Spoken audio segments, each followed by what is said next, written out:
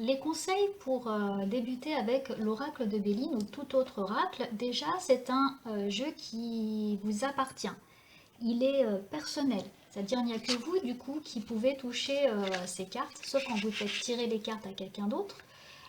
Mais c'est vraiment un jeu qui ne doit pas être mélangé par une autre personne. Vraiment, vous pouvez faire couper les cartes et tirer quelques cartes, mais c'est vraiment vous qui l'avez en main, il vous appartient. Au début, quand on débute, ce que je vous conseille de faire, c'est même de dormir avec votre jeu, voilà, de l'enlever de la boîte, de le mettre sous l'oreiller pour qu'il se passe une sorte de connexion. Et la toute première chose à faire, c'est de nettoyer votre jeu. Donc comment on nettoie un jeu? Donc c'est en le passant, par exemple, là, sous l'encens. Donc vous pouvez avoir de l'encens en bâtonnet, de la sauge, et vous pouvez également avoir des feuilles de sauge séchées, blanches. Et l'idéal, c'est de passer comme ceci votre jeu au-dessus de la fumée. Voilà, de passer au-dessus, comme ça, pour nettoyer votre jeu. Quand je commence du coup à faire aussi le tirage, pour enlever l'énergie du tirage d'avant, moi je tape dessus comme ça. Donc après, ça va voir vous comment vous voulez pratiquer.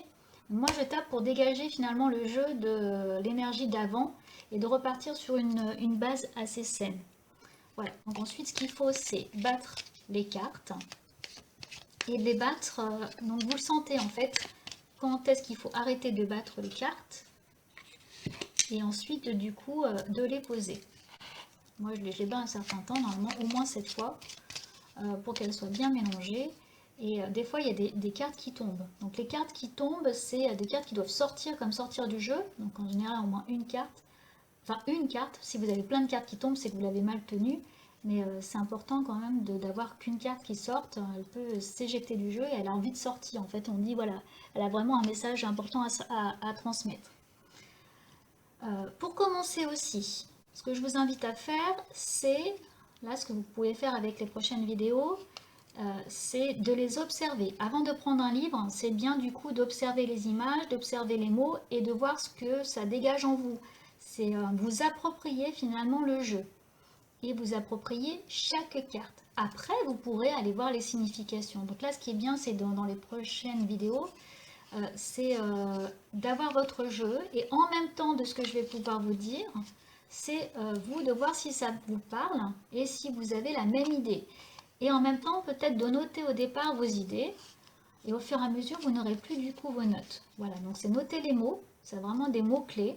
Et après, de laisser au fur et à mesure que vous allez jouer avec votre jeu, c'est finalement de vous laisser inspirer, laisser votre intuition parler. Moi, avec les cartes, c'est vraiment un support. Et après, ce qui est important, du coup, c'est de laisser place à son intuition. Et d'un jeu sur l'autre, les cartes avoisinantes ne seront pas forcément les mêmes. Et ce que j'aime, moi, c'est laisser parler aussi mon intuition. Et que d'un jeu, je peux raconter une autre histoire. Parce que la personne en face aura autre chose à entendre. Et du coup, je vais voir ce que me disent les cartes, ce qu'elles me transmettent. Donc moi, avant de commencer aussi, je mets mon énergie sur le jeu. Voilà. Je laisse tout le temps mes mains dessus pour être en connexion. Donc la toute première fois, j'ai dormi avec la première nuit pour vraiment avoir une connexion avec. Et voilà, souvent, moi, je vois des images. Moi, étant clairvoyante, c'est peut-être plus facile. Mais avant même de tirer la carte, je peux la voir en image. Voilà, je trouve que ce jeu Béline est plutôt bien fait, assez simple. Et permet d'avoir des réponses assez claires et précises à vos questions. Ce qui est important ensuite, c'est de ranger vos cartes, les nettoyer de temps en temps.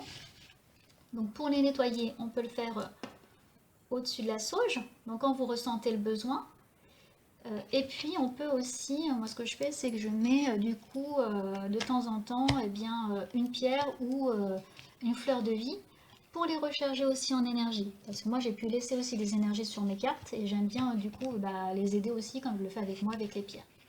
Voilà, c'est plein de petites astuces. Et puis maintenant, ce que je vous propose du coup, c'est de découvrir chaque carte avec les prochaines vidéos.